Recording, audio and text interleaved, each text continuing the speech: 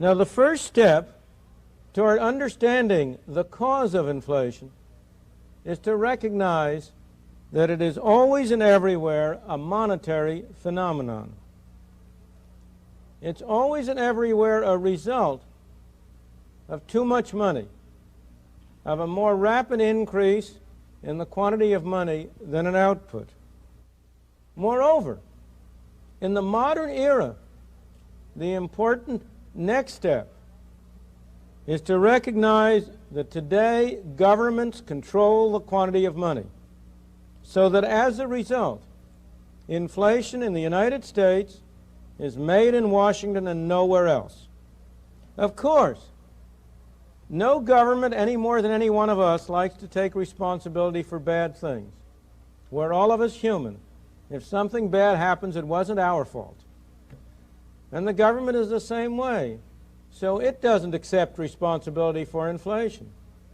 If you listen to people in Washington talk, they will tell you that inflation is produced by greedy businessmen, or it's produced by grasping unions, or it's produced by spendthrift consumers, or maybe it's those terrible Arab sheiks who are producing it.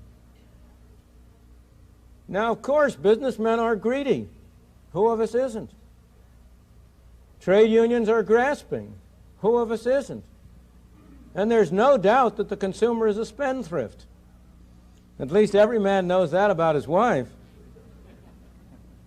But none of them produce inflation, for the very simple reason that neither the businessman, nor the trade union, nor the housewife has a printing press in their basement on which they can turn out those green pieces of paper we call money. Only Washington has that printing press, and therefore only Washington can produce inflation. If you listen to the people from the communist world, they'll tell you inflation is a capitalist phenomenon. That's not true. If you look at Europe today, one of the most rapid rates of inflation in Europe has been in Yugoslavia, which is a communist country. One of the slowest rates of inflation has been in Switzerland, which is a capitalist country. So inflation is not a capitalist phenomenon. But neither is it a communist phenomenon. If Switzerland has low inflation, the United Kingdom in recent years has had inflation rates running up to 20-25% a year. Italy has inflation rates today of that order of magnitude. Inflation is not a capitalist phenomenon, it's not a communist phenomenon, it's a printing press phenomenon.